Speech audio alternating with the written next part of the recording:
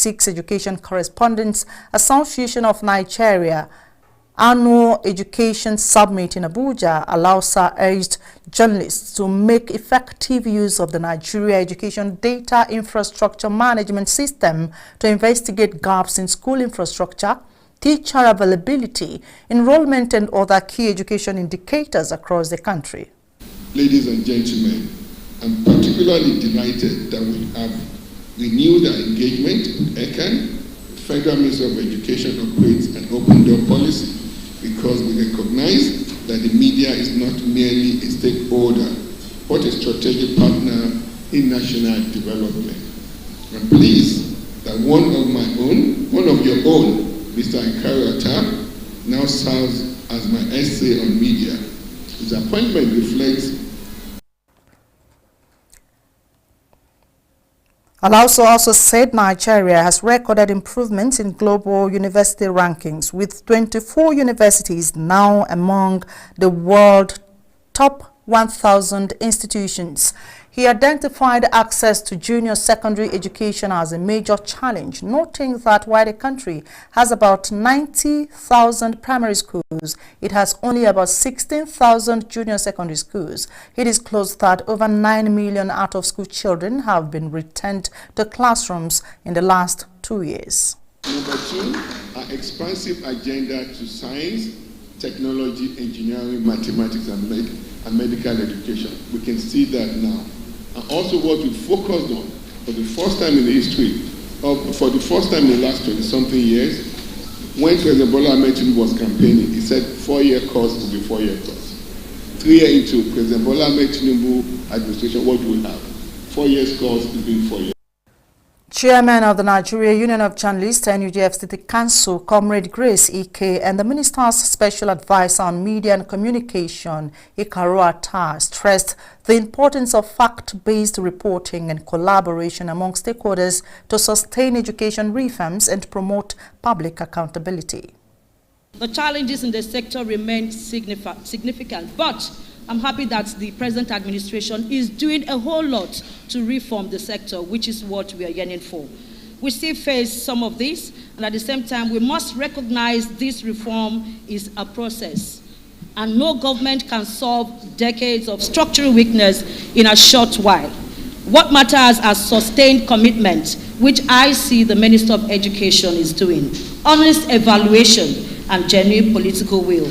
And as journalists covering the beat, we have a critical role to play in the... I'm forced to become both your watchdog and also a guard dog. A guard dog in the sense that you can interact with those who are policymakers. Get closer to them, and your instinct will be that to change society, even if most of these things are not reported. When you see something, you can discuss with them, share your thought with them, than to stay in the corner as a watchdog to bark. But the guard dog will help us a lot better.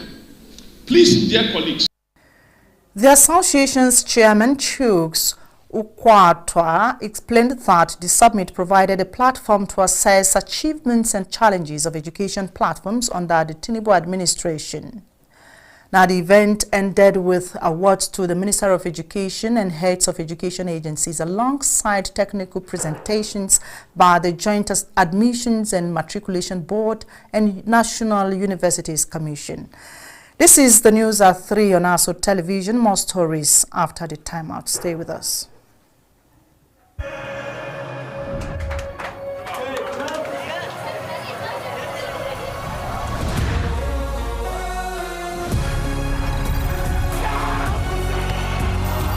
From June 11th till July 19th, everything fit way. The FIFA World Cup 2026 go happen. Touchlight all 104 matches on top 4 correct channels. Sharply grab your GoTV decoder, GoTenna plus 1 month jolly for only 15,000 naira. Live on Super Sport, only on GoTV.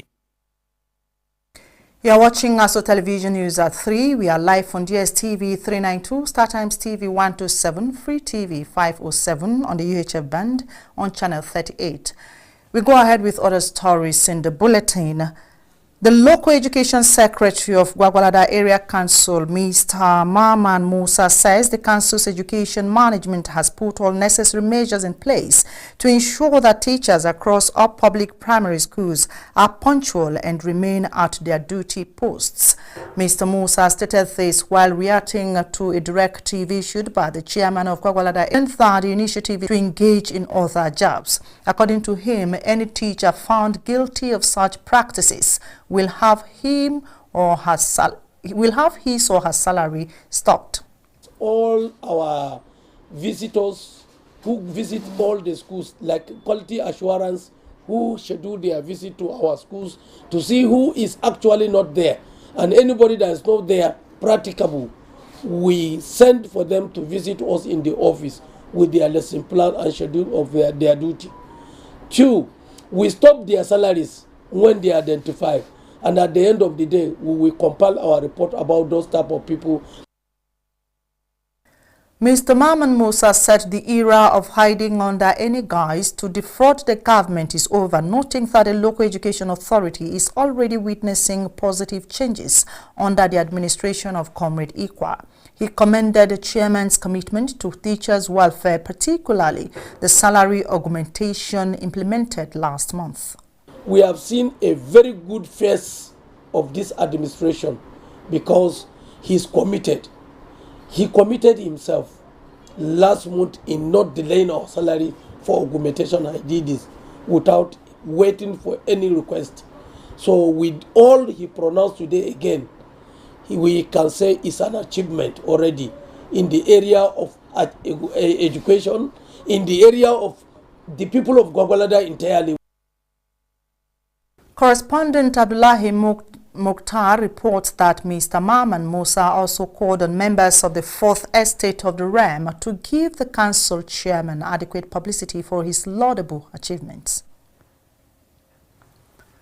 The Director General of the National Youth Service Corps NYSC, Brigadier General Olakunle Nafiu, has urged corps members to embrace entrepreneurship and vocational skills as pathways to lasting financial independence. General Nafiu gave the charge during an interactive session with the 2026 Batch B Stream 1 corps members deployed to Niger State undergoing their orientation course at the NYSC camp in Kuba, Abuja, following ongoing renovation of the Niger State NYSC camp. Addressing the corps members, the Director General urged them to take full advantage of the NYSC Skills Acquisition and Entrepreneurship Development Program, describing entrepreneurship as an indispensable tool for navigating today's economic realities.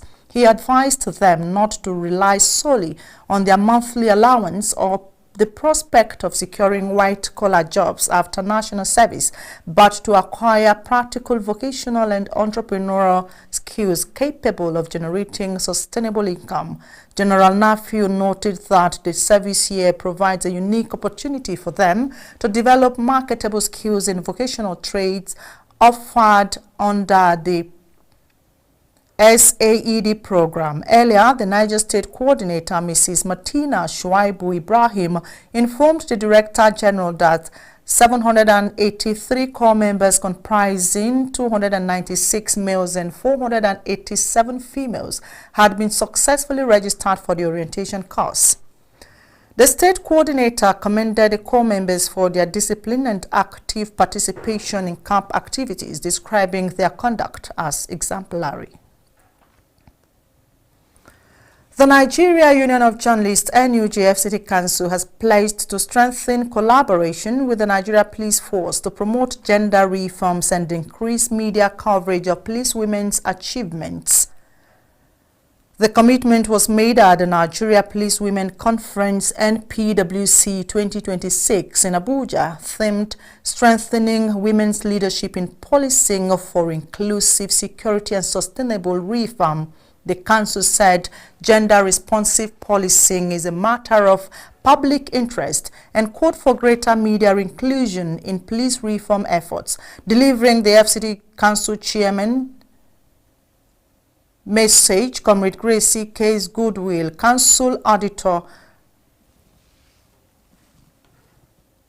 said the media has often been excluded from discussions on gender mainstreaming in the police. She added that a free press and gender-responsive policing are key to accountability and public trust, and urged the force to appoint liaison officers to improve communication with the NUJ. The council noted that despite the growing leadership roles of women in the force, many achievements remain underreported or unreported due to weak media engagement. It reaffirmed its readiness to amplify the contribution of police women and to promote awareness of ongoing gender reforms. In a keynote address on behalf of IGP Olatunji Riwandisu, Director of Force Medical Services, AIG Nkechi Eze said the revived conference shows the force's commitment to expanding women's leadership. She acknowledged women's contributions in investigations, operations, and peacekeeping, but cited mentorship gaps and welfare challenges as barriers and called for policies to strengthen leadership development. The federal government has strengthened the international authentication of Nigerian passports by successfully importing all of Nigeria's country-signing certificate authorities into the International Civil Aviation Organization Public Key Directory (PKD). This was contained in a statement issued by the National Public Relations Officer of the Nigeria Immigration Service, Deputy Controller of Immigration Akinsola Akinlabi. He said the ceremony marking the successful importation was held at the ICAO headquarters in Montreal, Canada. According to the statement, the exercise was led by the Controller General of Immigration, Kemi Nandap, as part of efforts to resolve the passive authentication challenges experienced by some Nigerian passport holders at selected foreign border control points. The statement explained that with the successful importation of all Nigeria's existing CSCAs into the ICAO Public Key Directory, a trusted chain of authentication has been established, enabling Nigerian passports to be verified seamlessly by border control systems.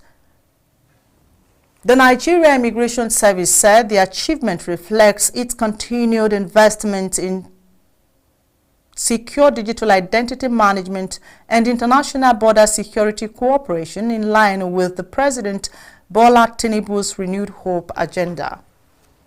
The service reaffirms its commitment to strengthening the integrity of Nigeria's travel document, enhancing global interoperability, and ensuring seamless border clearance for holders of Nigerian passports worldwide.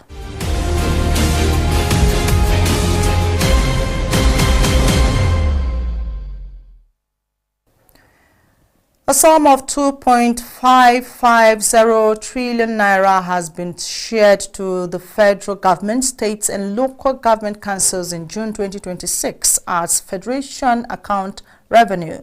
A press statement by the Director of Press and Public Relations to the Office of the Accountant General of the Federation, Mr. Bawa Mokwa, disclosed that the revenue was shared at the July 2026 Federation Account Allocation Committee (FAC) held in Abuja.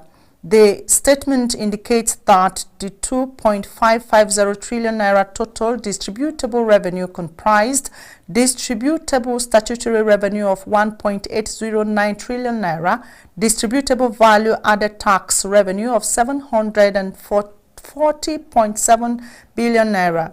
A communique issued by the FAC stated that the total distributable revenue of 2.550 trillion naira, the federal government received a sum of 923.4 billion naira, the states received 838 billion naira, the local government councils received 591.3 billion naira, while the sum of 197.6 billion naira was shared to the benefiting states of 13% derivation revenue. The statement further acknowledged that in June 2026, companies' income tax, CGT, SDT, petroleum royalties, gas flood, rental and value-added tax, import duty and CET levies increased significantly. Petroleum profit tax, hydrocarbon tax, mineral royalties and fees decreased considerably, while excise duty increased marginally. Well, that's the bulletin. Many thanks for watching. Join us at 7 for more news. I am Rosemary Ukokutega.